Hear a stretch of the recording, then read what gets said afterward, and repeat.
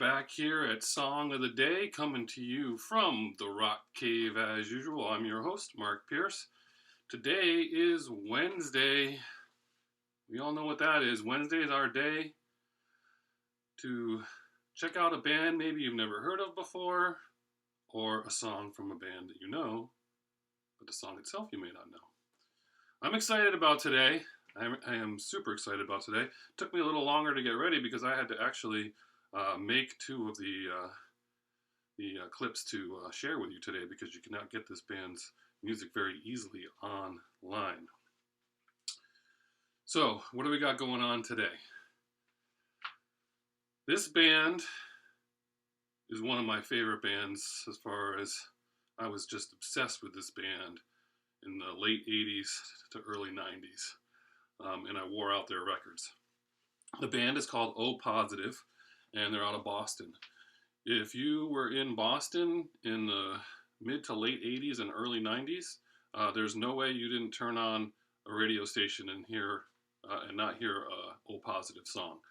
They were absolutely huge in Boston, big following, and just some really, really good music.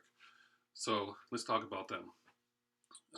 They were formed in '84, and basically they're from the Metro West suburbs of Boston, and these guys just kind of played guitar-driven music with great vocals and harmonies. I mean, just like just funky music. I mean, basically think REM as far as that's concerned. We'll talk some more about that. But they started playing around, started playing local places, and there was this event in Boston called the Rumble. It's actually called the Rock and Roll Rumble. It was called the WBCN Rock and Roll Rumble, I believe, early on.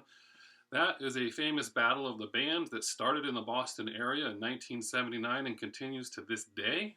It is the longest running battle of the bands in the country, I believe, although it was postponed this year because of the pandemic, or maybe even canceled. As we all know, Boston, famous bands have come out of Boston, but in the Rumble, a notable winner of the Rumble was Till Tuesday in 1983. They also tended to have guest musicians play, guest bands, and in the 80s, those guest bands included Joan Jett, The Alarm, Soul Asylum, NRBQ. Pretty cool event, right? So, in 1985, they placed in the Rumble. They didn't win it, but they placed in it. And so they started trying to figure out how to come out with some EPs. Money's hard to come by, not exactly easy to record and get your music to radio stations, but they do manage to get two EPs or two records out.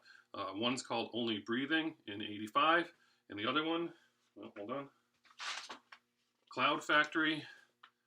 That one came from '87. Okay, so they started to get some traction. They were playing on the radio and definitely big in the Boston area. It's Newberry Comics, one of their top-selling artists. College radio picks them up, and I think even MTV plays one of their songs pretty early on. So they do get some national attention. They're starting to get a reputation as a live band that you have to see. Across the country. I don't even know that they toured across the country. I think they just played local for the most part. They did manage to open up for Sinead O'Connor around the time that they put out their first major label debut. And that was in 1990. They signed to Epic Records. Finally got the deal they were looking for. That's when I first found out about them. The name of the album is called Toy Boat, Toy Boat, Toy Boat. I think they said they named that they wanted to be able to hear, as a goof, they wanted to be able to hear the DJs try to say that fast, like a tongue twister. But that came out.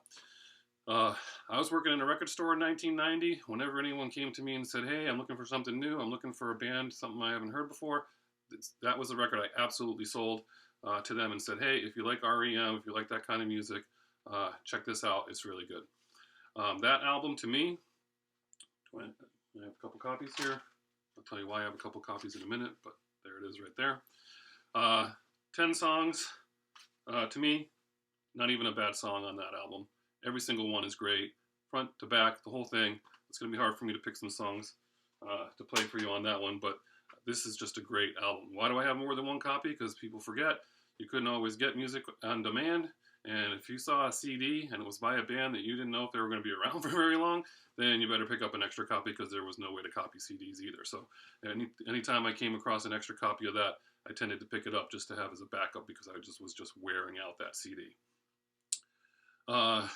Label politics, they don't do a very good job of pushing them and promoting them, so that does not get very far as popularity. Continuing to play basically in the Boston area. They switch labels, they leave Epic, and they sign to an independent record, Smashing Records, and they put out one record that was called Home Sweet Head. That's this guy right here. Another great album. Love this album. It's good stuff. And that was it.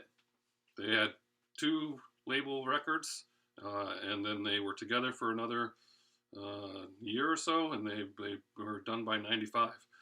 I got a chance to see them play, thankfully. It must have been in 94, I'm guessing. It was either 93 or 94.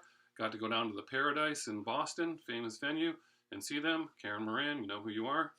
And so I'm super excited that I got a chance to see them. They have, over the years, played reunion shows for charity, and the lead singer, Dave, he had tended to tour and be under different names like Hey Dave and Toy Boat, and so you were able to hear some of his music. I know that they had an anniversary concert, but I didn't find out about it till after the fact. I absolutely would have traveled to Boston to see them then. WFNX in Boston, they went off the air in 2012, and O Positive was one of the last bands that they played. So let's get to the music. Toy Boat, 10 songs, great. Imagine That, International, Back of My Mind. I mean, it's gonna, like I said, it's gonna be hard for me to pick. From the other album, Home Sweet Head, Hey Dave, Fire, Is It, Superman, By Yourself. I mean, these are great songs. So you're gonna challenge yourself today because you're gonna have to listen to them, see what you think. This guy's got a very unique voice, and the music itself is absolutely solid. So give it a try. Listen to a few of the tracks. Let me know what you think. Hey, Mark, I like this. This is pretty cool. It's not for me. I want to know. That's what Wednesdays are all about. I love to share music with you and see what you think. Today is Wednesday. Enjoy your day. And as usual, we'll see you on the flip side.